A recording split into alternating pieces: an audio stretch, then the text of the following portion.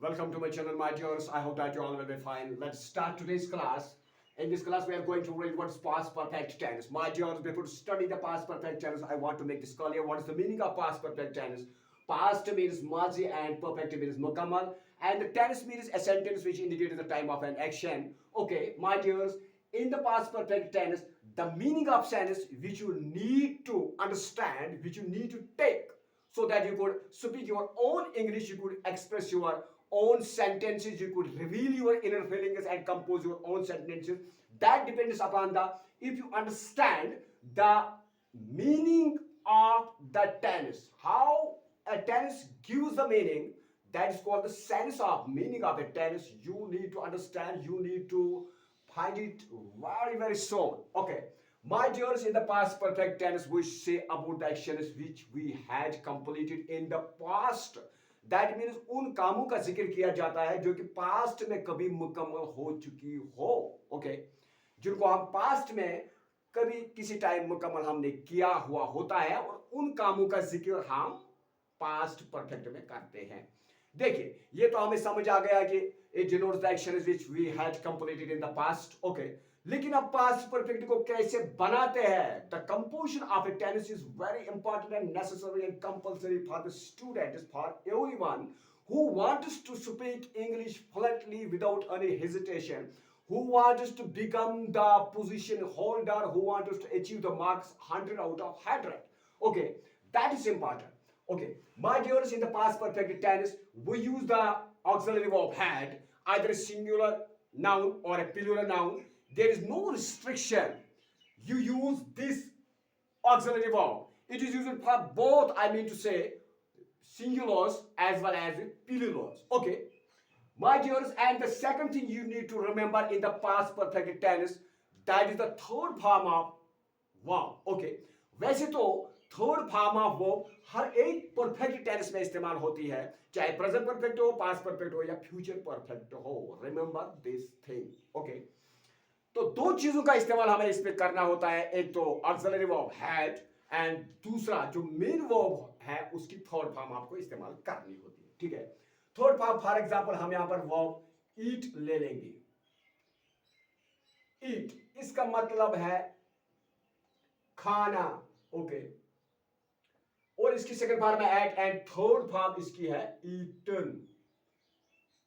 Eaten का मतलब है खाया. ओके, देखिए, जैसे कि मैंने आपको पहले भी बता दिया है कि टेंस की बुनियाद जो है वो ऑक्सिलरी वर्ब्स पर है.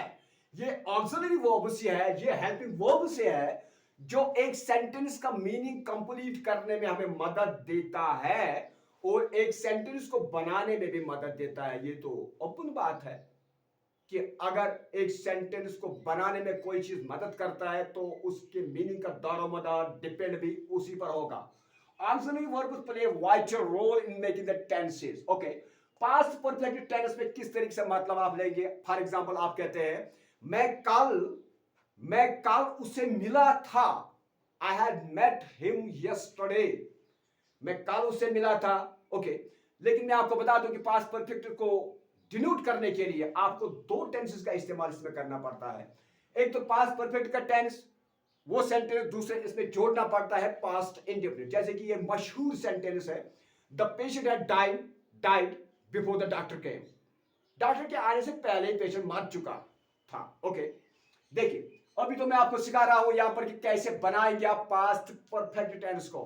पास्ट परफेक्ट टेंस को अब हम स्टार्ट करेंगे बनाने के लिए. और मैं आपको बता दूं, इसमें आपको चाहे सिंगुलर हो या प्लूरल हो, दोनों के साथ आपको हैड इस्तेमाल करना है. ओके, देखिए, अब इन मीनिंग को हम प्रूव करेंगे. क्या ऐसा ही है या ऐसे ही फेंकने वाले बातें होती है? देखिए, मैं यहां पर लिखता हूं मैं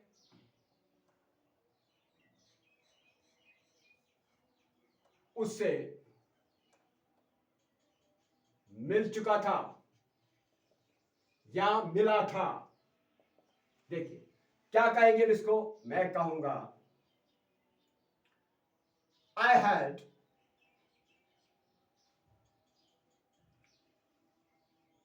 met him.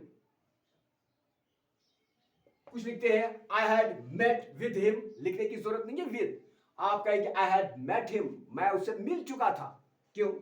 जो कि ऑब्जेक्टिव फॉर्म है, इसका मतलब मैंने, अगर आप पिछले वीडियो आप निकालेंगे उसमें देखेंगे आप पॉजिटिव फॉर्म, ऑब्जेक्टिव फॉर्म और जो सब्जेक्टिव फॉर्म है, इनका मैंने मीनिंग वहां पर दिखाया है, पूरा क्लियर दिखाया है, वहां पर देखेंगे हिम उससे, उसने उसको, ठीक है। आई हैड मेट हिम, ये देखिए, ये है सब्जेक्ट प्लस ऑक्सिलरी वर्ब या आप हेल्पिंग वर्ब इसको कहते हैं, plus third form of verb plus object. मैं उसे मिल चुका था, I had met him, okay. आप कहेंगे मैं वहां गया था, I had gone there, okay. आप कहेंगे मैंने उसे कहा था, आप कहेंगे I had told him, I had told him. आप कहेंगे मैं खाना खा चुका था, I had eaten my meals, I had eaten food before he came, okay. देखिए, ये है subject plus helping verb plus third form of verb plus object. इस तरीके से मीनिंग आपको लेना है यहाँ पर। अगर इसका नेगेटिव आप बताएंगे तो क्या बताएंगे, पहले मैं आपको बता दूं, यहाँ पर कोई रेस्ट्रिक्शन नहीं है, ना सिंगुलर हो या प्लूरल हो। इसका मतलब आई, वो, यू, दे आप यहाँ पर लिख सकते हैं। और फिर आपको क्या ख्याल रखना, जब आप दे लिखेंगे तो यहाँ पर मीनिंग चेंज होगा। आई हैड मेट देम, मैं उनसे मिल चुका था, okay. They had met him, वो उनसे मिल चुके थे। शी हैड मेट हिम, वो उसे मिल चुकी थी। देखिए, एक ही सेंटेंस में मैं आपको दिखाता हूं पहले। आई हैड मेट हिम, मैं उसे मिल चुका था। अगर आप यहां पर ये उठाएंगे, आप लिखेंगे दे या शी हैड मेट हिम, वो उसे मिल चुकी थी। अगर आप यहां पर दे लिखेंगे तो ये आएगा दे हैड मेट हिम, वो उसे मिल चुके थे, फिर यहां पर आएगा, ओके। तो ये क्लियर हो गया। देखिए, आई हैड मेट हिम, आप फिर इसका नेगेटिव बनाएंगे, आप कहेंगे आई हैडंट, या कहेंगे आप I had not met him, मैं उसे नहीं मिला था, या मैं उसे नहीं मिल चुका था, I had not met him. बहुत ही सिंपल सेंटेंस है, मैं उससे नहीं मिल चुका था, मैं उससे नहीं मिल चुका था। अब इसका इंट्रीगेटिव आप बनाएंगे, या तो आप इंट्रीगेटिव बनाएंगे, इंट्रीगेटिव एफर्मेटिव। अगर आप नॉट को छोड़ देंगे तो ये सेंटेंस आपका इंट्रीगेटिव एफर्मेटिव बन जाएगा। अगर आप नॉट को इंक्लूड करते हैं तो इंट्रीगेटिव नेगेटिव बन जाएगा।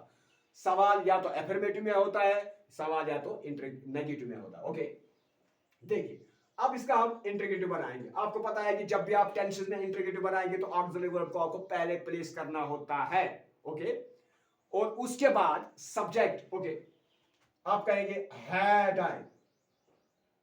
आई मेट हिम, क्या मैं उसे मिल चुका था। ये देखिए, अब यहां पर जब आप सवाल के लिए इस्तेमाल करेंगे तो इसका मतलब क्या निकलता है, व्हाट का ही खाली क्या मतलब नहीं निकलता है, इसका भी निकलता है, आर का निकलता है, हैज का, हैव का, विल का, शैल का, इनका भी मतलब क्या निकलता है जब भी आप इनको इस्तेमाल करेंगे आप क्वेश्चन पूछने के लिए, ओके। तो ये देखिए, मैंने आपको बता दिया, चाहे सिंगुलर यहां पर डाल दे तो यहां पर ये चेंज होगा। अगर सिंगुलर है एक तो चुका था, अगर ये यहां पर फीमेल है तो यहां पर आएगी चुकी थी, अगर यहां पर प्लूरल है तो यहां पर आएगा चुके थे, ठीक है। इसलिए मैंने आपको बताया कि पास्ट परफेक्ट एक वाहिद एक टेंस है जो कि बहुत ही सिंपल है अंडरस्टैंड करने के लिए। इसकी अंडरस्टैंडिंग बहुत ही सिंपल है, उसको याद रखना भी बहुत ही सिंपल है, क्योंकि इसमें दो ही चीजों का आपका ख्याल रखना पड़ता है, वो है auxiliary verb had and the third form of main verb, okay. ये था पास्ट परफेक्ट के बारे में। अब आप क्या करेंगे घर में, अब आप क्या करेंगे काम, आप, मैंने एक प्रोनाउन इस्तेमाल किया, अब आप शी अलग इस्तेमाल करेंगे, तीन सेंटेंस एफर्मेटिव नेगेटिव का बनाएंगे, फिर आप दे इस्तेमाल करेंगे और वर्ब को भी चेंज करेंगे। यहां पर आप राइट लिखेंगे, जैसे मैं आपको ऐसे बता देता हूं। अगर आप राइट इस्तेमाल करेंगे, आप कहेंगे I had written a letter for him, मैंने उसके लिए एक चिट्ठी लिखी थी, ओके। आप कहेंगे they had written a letter for them, उन्होंने उनके लिए एक चिट्ठी लिखी थी, ओके, या वो एक चिट्ठी लिख चुके थे, या वो वहां गए थे, या वो वहां जा चुके थे। दे हैड गॉन देयर, वो वहां जा चुके थे। आप कहेंगे आपकी sister, my sister had washed my clothes before to go the school, okay, या कहेंगे my sister had washed my clothes before I came, मेरे आने से पहले। अमूमन जो पास्ट परफेक्ट के साथ पास्ट इंडिफिनिट का मिलाना बहुत जरूरी होता है, उससे क्या होता है, इससे क्लियर हो जाता है, वरना अधूरा दिखता है। क्योंकि मैं यहां पर आपको दिखाता हूं खाली पास्ट परफेक्ट को कैसे बनाएंगे आप, ठीक है। तो इसी तरीके से आप कहेंगे we had met with them, हम उनसे मिल चुके थे। We had met with them, हम उनसे नहीं मिल चुके थे। Had we met with them, क्या हम उनसे मिल चुके थे। हैड दे गॉन देयर, क्या वो वहां जा चुके थे। Had my mother iron clothes, क्या मेरी माँ ने मेरे कपड़ों को इस्त्री की थी, ओके। देखिए इसी तरीके से आपको इस्तेमाल करना है। She had left for Delhi yesterday, वो कल दिल्ली जा चुकी थी, ओके। तो इस तरीके से ये बहुत ही आसान है। आप वर्ब को चेंज कीजिए, प्रोनाउन को भी चेंज कीजिए, तीन तीन सेंटेंस बता दीजिए। मैं आपको वर्ब को लिख के देता हूं किन वर्ब का इस्तेमाल करेंगे। हर एक प्रोनाउन के साथ इस्तेमाल करेंगे आप, या नाउन का नाम लिख के आप इस्तेमाल करेंगे। इससे आपकी प्रैक्टिस हो जाएगी और आपको अंडरस्टैंडिंग जो मीनिंग में यहां पर आएगी वो भी सही होगा। तो यकीनी तौर जब आप प्रैक्टिस करेंगे तो धीरे धीरे practice makes a man perfect, and आपको अंडरस्टैंड भी पूरा हो जाएगा और आप इंग्लिश बोलने भी लगेंगे, ओके माय डियर्स। अब आप घर में प्रैक्टिस किन चीजों का करेंगे, प्रैक्टिस के लिए मैं आपको वर्ब देता था। आप राइट से कम गो, बहुत ही सिंपल वर्ब्स, इनकी थर्ड वर्ब आप इस्तेमाल करने, हैड लगाना है और मीनिंग सामने आपके आ जाएगा। राइट से कम गो, सी टेक लीव, जितना आप इस्तेमाल करेंगे ये प्रैक्टिस के लिए आपको है, ये आपको करना है। प्रैक्टिस कीजिए, आपका पास परफेक्ट क्लियर हो जाएगा। इसमें आपको इंग्लिश भी आएगी और सब कुछ हो जाए, आप एग्जाम में भी काफी कर पाएंगे।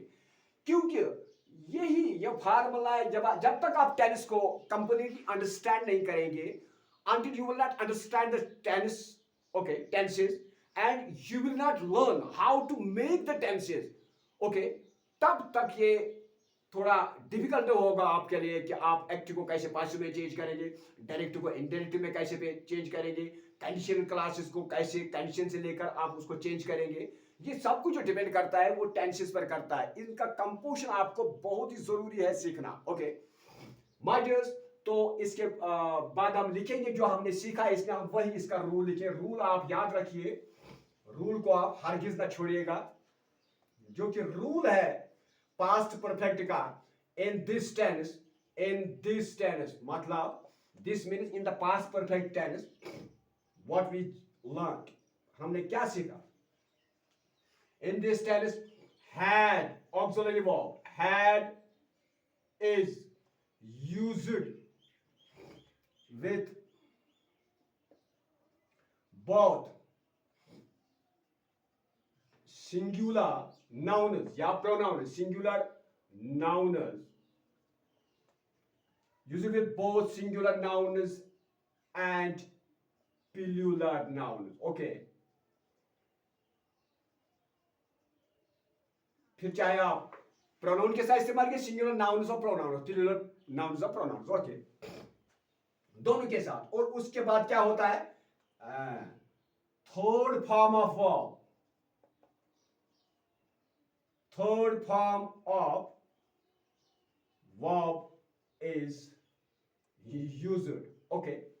ये तो जरूरी बात है, ये तो सबको पता है कि काम एक भी कर सकता है, एक से ज्यादा भी कर सकता है, ठीक है। इसीलिए ये भी कॉमनली इस्तेमाल होता है थर्ड फॉर्म ऑफ वर्ब। यहां पर टेंस में डिपेंड करता है ऑक्सिलरी वर्ब्स, ऑक्सिलरी वर्ब्स पर ही डिपेंड टेंस करता है, ओके माय डियर्स। ये था पास्ट परफेक्ट के बारे में।